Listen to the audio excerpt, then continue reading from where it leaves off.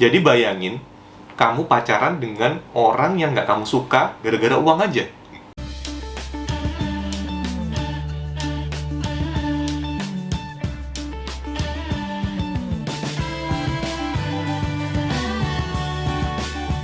Hai netizen yang budiman, bagaimana kabarnya? Pada kesempatan kali ini, saya akan membahas salah satu topik yang menarik, yaitu adalah 13 hal yang menghambat kesuksesanmu di masa muda. Oke, untuk membahas ini, saya akan mengambil salah satu artikel di Medium yang ditulis oleh Nicholas Cole. Judulnya sih 20 Things Most People Learn Too Late in Life. Dan kenapa saya 13? Karena yang paling relevan itu sih 13 itu kan ya. Ada 20 tapi saya ngerasa nggak semuanya relevan, jadi saya ambil 13 yang relevan. Jadi teman-teman kalau saya mau baca, silakan aja googling di Medium, judulnya itu 20 Things Most People Learn Too Late in Life. Oke? Yang pertama, apa yang menghambat kesuksesan kita di saat muda? Yaitu most people are scared of using their imagination. Jadi di sini kita bisa lihat bahwa orang-orang itu takut untuk bermimpi gitu. Jadi ini sering banget lah narasi ini digunakan gitu. Bagaimana saat kita masih muda kita punya idealisme dan ternyata nggak kita lakuin. Dan kita ngelakuin yang nggak kita suka ya gara-gara masalah uang. Jadi ini adalah hal yang pertama yang ngebuat menghambat kesuksesan kita di masa muda. Karena kalau misalnya kita bisa lihat gitu, orang-orang sukses yang sekarang dia menggunakan imajinasi mereka. Mereka punya mimpi yang besar dan mereka merealisasikannya. Pertanyaannya, apakah boleh merealisasikan yang bukan mimpi kita? Ya boleh-boleh aja. Setiap orang punya prioritas. Tapi kalau misalnya teman-teman punya privilege untuk mengejar cita-cita teman-teman, uang itu entah aja. Kejar mimpi teman-teman, gunakan imajinasi teman-teman untuk make it something happen. Itu yang pertama. Yang kedua adalah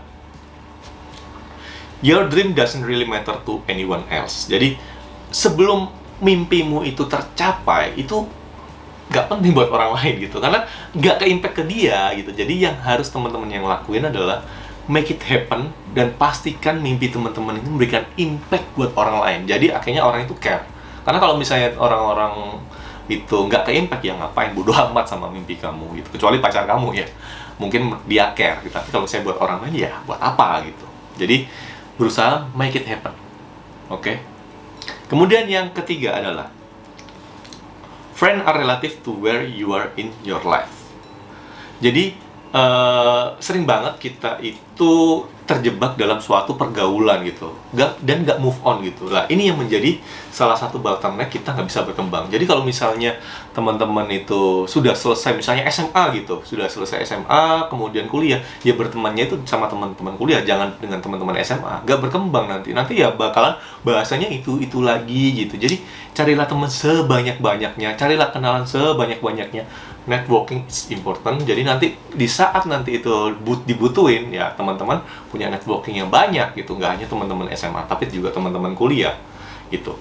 Selanjutnya adalah your potential increase with age. Jadi di sini teman-teman harus ketahui bahwa semakin kita tua, kemampuan kita juga pasti semakin berkembang. Jangan sampai kita muda itu ya kemampuan kita gitu-gitu aja gitu.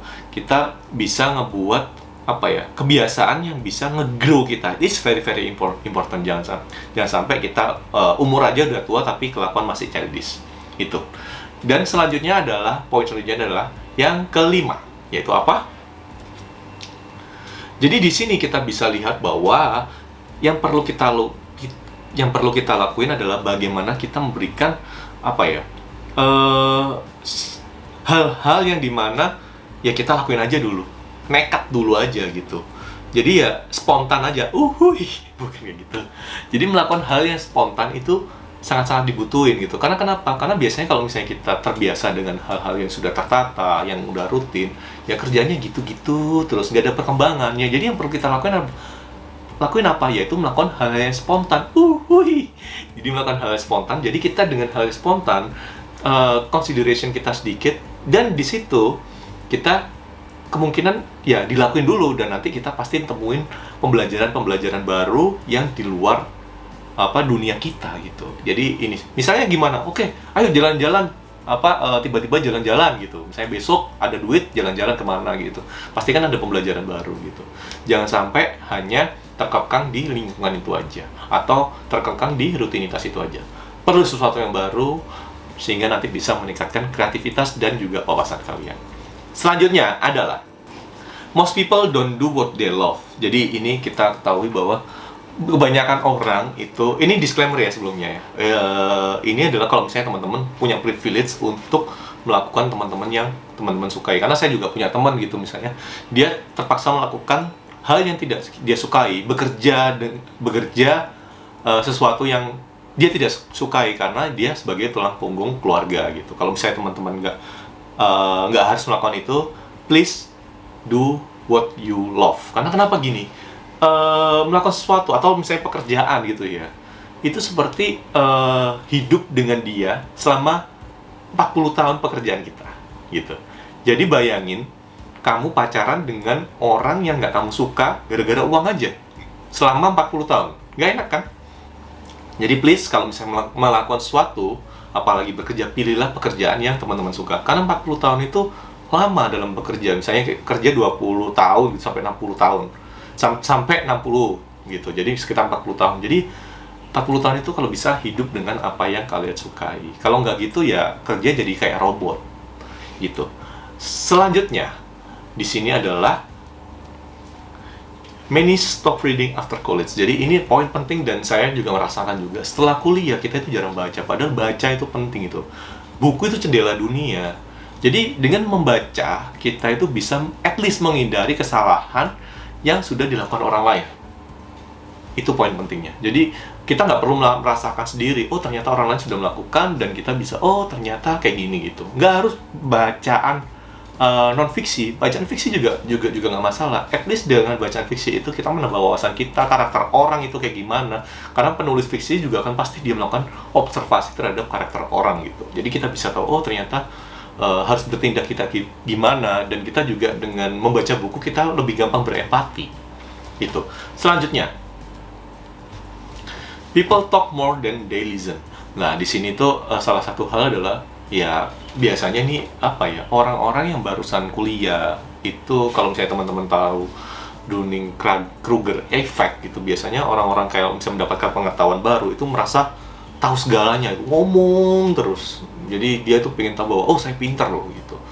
Jadi salah satu kesalahan dari anak muda itu adalah dia itu nggak mau dengerin, keras kepala. Oke, keras kepala nggak apa-apa, tapi harus dengerin juga gitu. Jangan nggak denger masalah diterapkan atau enggak is different thing, tapi belajar dan dengerin itu harus dilakuin gitu.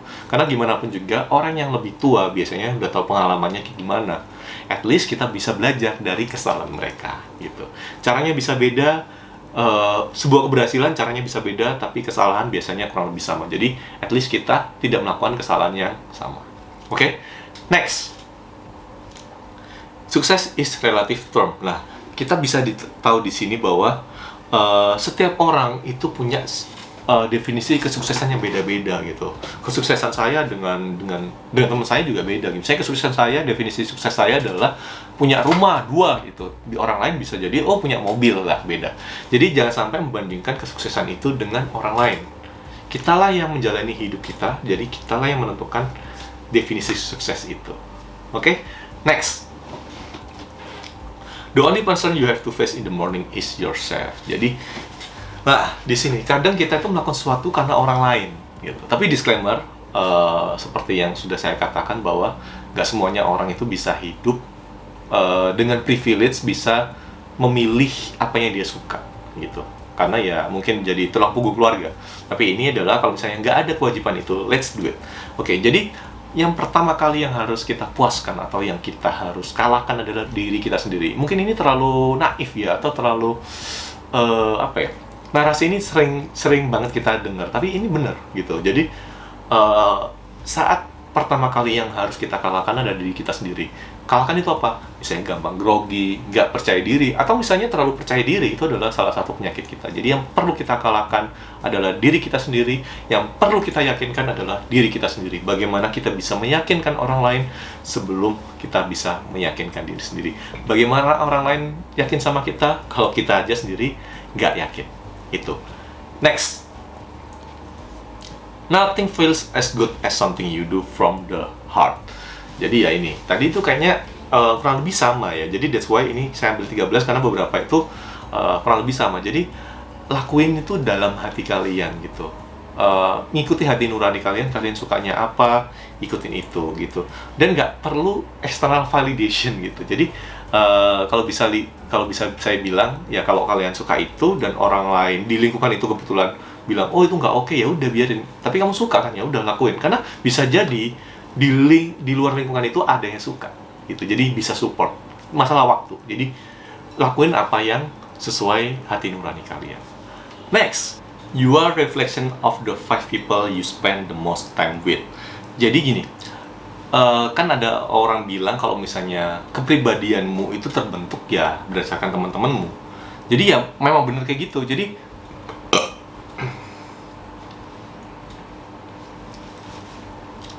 selanjutnya, you are a reflection of the 5 people you spend the most time with. Jadi banyak orang yang bilang kalau misalnya pribadi kita, karakter kita itu terbentuk ya dari orang yang sekitar kita gitu. Jadi ya itu emang benar gitu. Karena kenapa? Karena kita ketemu dengan orang itu terus, secara langsung maupun nggak langsung kita akan terinfluence gitu. Jadi ya kalau misalnya kata orang, kalau misalnya kita bergaul dengan orang penjual parfum ya kita bakal kena wanginya gitu. Kalau misalnya kita bergaul dengan orang yang suka minum atau mabuk, ini berlebihan ya, itu ya kita bakalan kena bau birinya, kurang lebih kayak gitulah. Jadi ya bertemanlah dengan orang yang punya visi yang sama dan juga punya mimpi yang sama, dan ini bakal nge-create karakter teman-teman gitu. At least nih kalau misalnya kita kehilangan arah, kita bakal diingetin oleh teman-teman kita itu. Jadi kalau misalnya boleh berikan sedikit refleksi, saya sendiri juga saat ini berteman dengan cuma beberapa orang lah, bisa dihitung sama jari gitu. Kita semakin banyak kenalan, tapi teman semakin sedikit, kurang lebih kayak gitu. Selanjutnya adalah ini dia.